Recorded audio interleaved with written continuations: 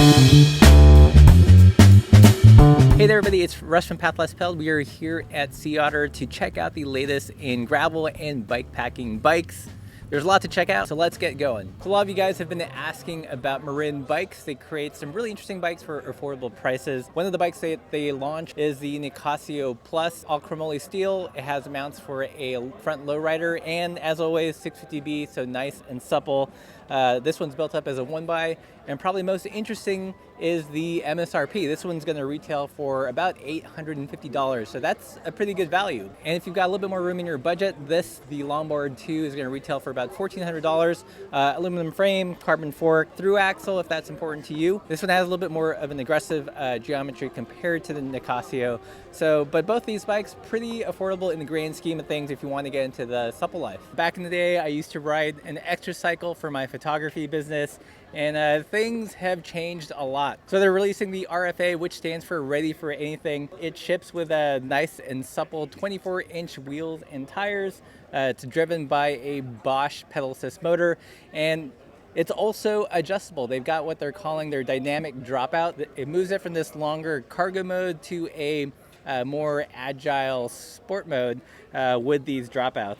So pretty cool. Look for this soon from Extra Cycle. I think MSRP is just under $4,000. So you've probably heard the phrase N+1 bikes. Randall and Thesis here, they're trying to kind of eliminate that and actually make it just N, and I guess this would be the N. Well, the idea is, in fact, maybe even N-3.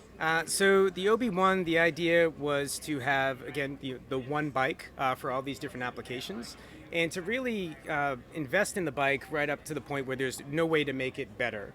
And so for $3,300, you're getting a full carbon frame that has a full suite of reinforced bosses on there, tire clearance for up to 650B by 47. Essentially a very, very durable, high performance spec that's going to last you a long time. Yeah, one thing I really like about it is even though it is high performance, you've not been stingy on the mounts. It's got a Utilifork. It's got the mounting points for fenders. Will it take a rear rack and everything, or? It'll take a rear rack. We recommend keeping it below 10 kilograms. We test it way above that. So it looks like a super versatile bike. We're hoping to get one to review this summer. Thanks, Randall, for your time. Absolutely. Thanks for coming by. So we're here at the Rodeo Labs booth. This is a bike that a lot of you guys have been asking about. Still working on trying to get a review model. But this is their Trail Donkey. This one's all carbon. They're pretty sweet looking. We've only seen pictures online. The paint is on point. This one's got their new Spork 2.0 fork. And what's interesting about that is that you can actually change the part where it interfaces with the hub, so you can add things like a lowrider mount. I believe it's got internal routing for a dynamo hub. It's supposed to ride fast and fun. Widest clearance on this guy is 2.2 inches in 650B mode. This one's built up more as a road bike, but the whole line looks pretty sweet. Hopefully we'll get a chance to actually test one for the channel. So the long-awaited electric Brompton is finally here in all its glory. So it comes with this fairly svelte battery that weighs about 2.9 kilos or 6.4 pounds. It gives you a range between 25 to 50 miles, depending again on the terrain and the conditions and everything. And one thing that's pretty ingenious about this is this clicks onto the mounting block. All the wiring is there. So once you click it in there, you can see it's wired. You don't have to attach any additional cables. And they're going to release 2 bags with the Brompton. One contains just the battery and a small pouch.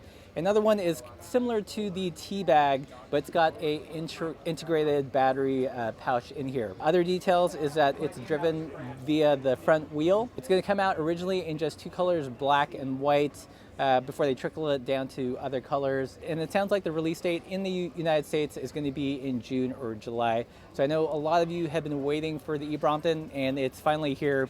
Almost. So this is the Jamis Renegades. We've been chatting with the rep here, and I've learned a lot of things about it. One is that they use size-specific tubing. Also, the fork rake changes and the bottom bracket drop changes across the size range. So from the smallest bike to the biggest bike, they all have a similar ride feel. and aren't really compromised. But what the new is, Sea Otter is actually the sequel, which, as the name suggests, is the sequel to the very popular Renegade. Similar-ish geometry, a little bit more on the mountain biking end. It ships with flat bars, not drop bars, and OEM with, of course, very supple 650B tires. So hopefully getting a chance to review either the sequel or some variety of the Renegade this summer. So this finally outfitted bike is the Fuji Jari Carbon. What's interesting about this is its versatility. It's got mounts for a rear rack, 3-pack cages in the front, as well as a lowrider. It's got clearance for up to 47C if you're running 700, or 2.0 if you're running 650B. One thing that really attracted me to this is that it's got my favorite style of crankset, which is the subcompact 4630. So a lot more realistic if you're actually going to take your bike bike packing. They've got some interesting points of protection on the bike here. So kind of a bash guard on the down tube, a nice kind of rubberized section if you have to shoulder your bike on those kind of gnarly hike-a-bike sections, and as well as some good built-in compliance in the seat stays. So we're going to get a chance to review this later in the summer. Stay tuned, but totally excited about this bike. So we're here at the Salsa booth with our friend Joe, and we've got the Warroad here. How is Warroad different from the Warbird? I'm sure you get that question a ton. Absolutely. It's different from the Warbird in that it has shorter stays, 415 instead of 430 on the Warbird, and more aggressive geometry and overall stiffer handling, more agile feel to the bike. But as we see all-road grow, we really want to have bikes for different use cases, not unlike we see in road or mountain or other categories. So we saw an opportunity for this bike to be designed around 650 by 47s and smaller volume 700C tires. Still supple?